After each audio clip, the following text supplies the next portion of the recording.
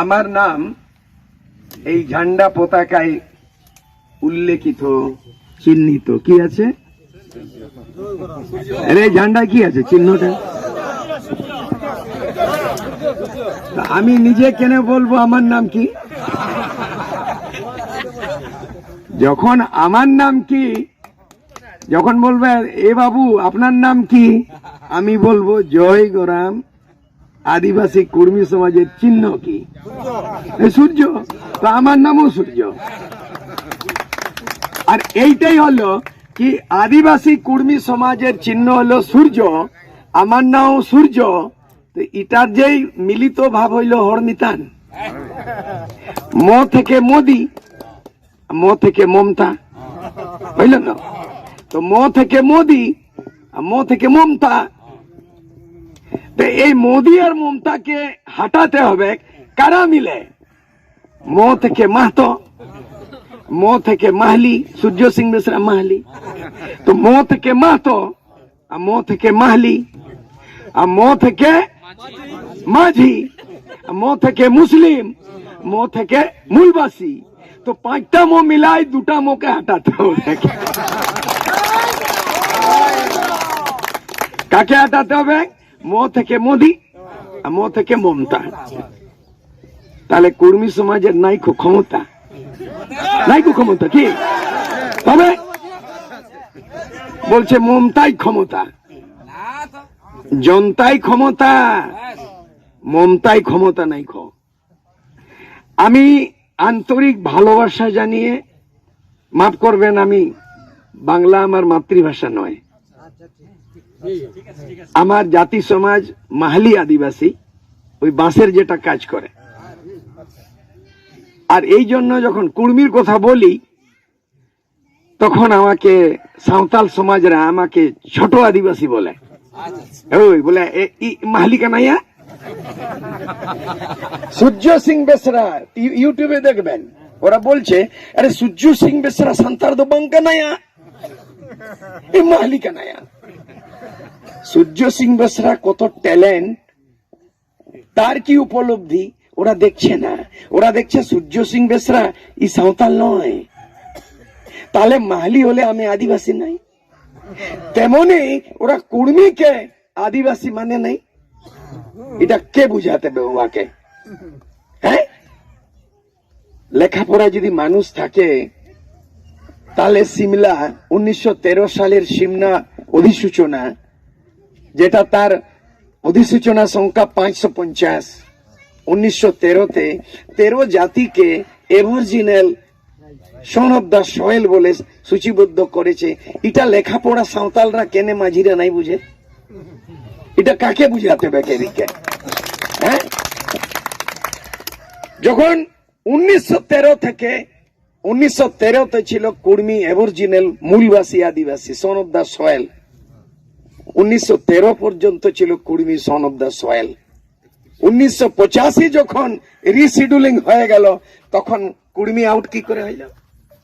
এটা ষড়যন্ত্র হিসাবে কুর্মীকে আউট করা হয়েছে। আর কি ষড়যন্ত্র হিসাবে? যদি অর্জুন মুন্ডা কেন্দ্রীয় আদিবাসী মন্ত্রী হয়ে যদি ওখানে তামড়িয়া জাতিকে আদিবাসী সূচিতে সূচিবদ্ধ করতে পারে, তাহলে 1913 কুর্মী আদিবাসী সূচিবদ্ধ থেকে কেন সরানো হয়েছে তার জবাব কে বলবে? পার্লামেন্টে কে বলবে? বলবে এই কুণাল হেমব্রম বলতো, এই বিজেপির এমপি বলতো?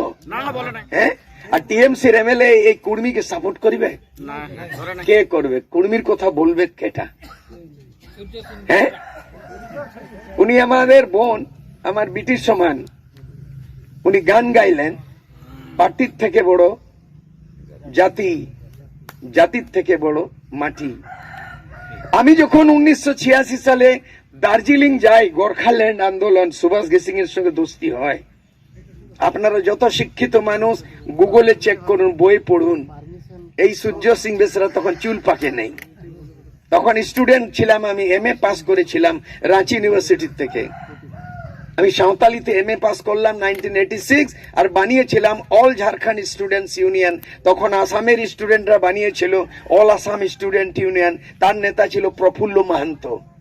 ওরা লড়াই লড়েছিল 79 থেকে 85 পর্যন্ত। ওই বিদেশিকে ভাগাও বলে আন্দোলন করলো। তারপরে রাজীব গান্ধী চুক্তি করলো কবে? 1985-এ। তারপরে মিজোরাম যখন সমঝোতা হলো, মিজোরাম যখন রাজ্য দিল লালডেঙ্গার নেতৃত্বে, তখন 1986-এ মিজোরামকে রাজ্য সরকার দিয়ে দিল। যখন সুভাষ সিং আন্দোলন করলো দার্জিলিং গোর্খাল্যান্ড, তখন জ্যোতি বসু চিফ মিনিস্টার ছিলেন। তখন সেই জ্যোতি বসুর আমলে জ্যোতি বসুকে সিগনেচার করতে হলো, সুভাষ সিং সিগনেচার করেছে।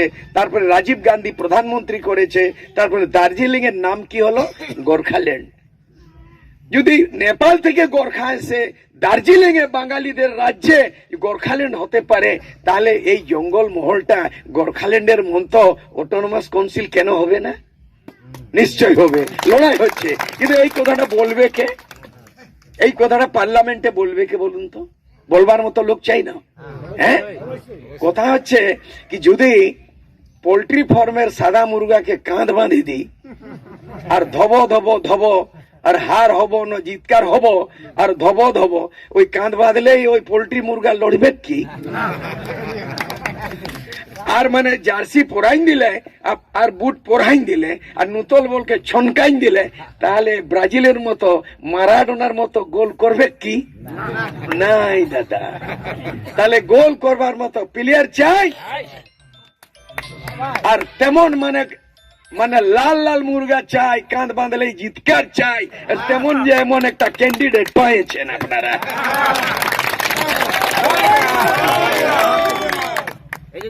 আমি ধন্যবাদ জানাই অজিত প্রসাদ মাহাতো, তার জঙ্গি সাথীদের সবাইকে জানাই। মাফ করবেন, আমি বাংলা ভাষী নাই, আমার মাতৃভাষা আমি মাহলি, কিন্তু আমার ডিগ্রি হচ্ছে এমএ ডিগ্রি সাঁওতালিতে, সেই জন্য সাঁওতালি মহাকবি ওই সূর্য সিং বেসরা আজকে সাঁওতালি বিশ্বকবি হয়েছে। আমি উপাধি পেয়েছি ঝাড়খণ্ড রত্ন, আমি উপাধি পেয়েছি বিশিষ্ট এমএলএ। जो 5 বছরের এমএলএ अलग রাজ্যের জন্য 1 বছর 5 মাসে কুর্সি के लात मेरे लालू বলেছিল मेरे लाश पर झारखंड बनेगा। একমাত্র মরদ এই মাটির মানুষ 1 বছরে ত্যাগ দিবার এমএলএ সূর্য সিং বেসরা। আমি প্রার্থী হয়েছি। আমি অশেষ ধন্যবাদ জানাচ্ছি। আমার মাতৃভাষা বাংলা নয়, কিন্তু বাঙালি আসলে বাংলা বলি। সাঁওতালদের সমাজে গেলে ইং তো সান্তারতি রোড়া সান্তারতি ঞলা, আর যেতেবেলে মু উড়িষ্যাকু যাও সেটা মু উড়িয়ারে কহদি। তো আমি 10টা ভাষা জানি দাদা, আমার হাতে 5টা আঙুল, কিন্তু আমি 5টা লিপিতে লিখি দাদা। আমি রাইটারও, আমি ফাইটারও। একবার জিতাই দিলে না তো ভারতের ওই মোদির মুহটাকে বন্ধ সূর্য সিং বেসরাই করতে পারে।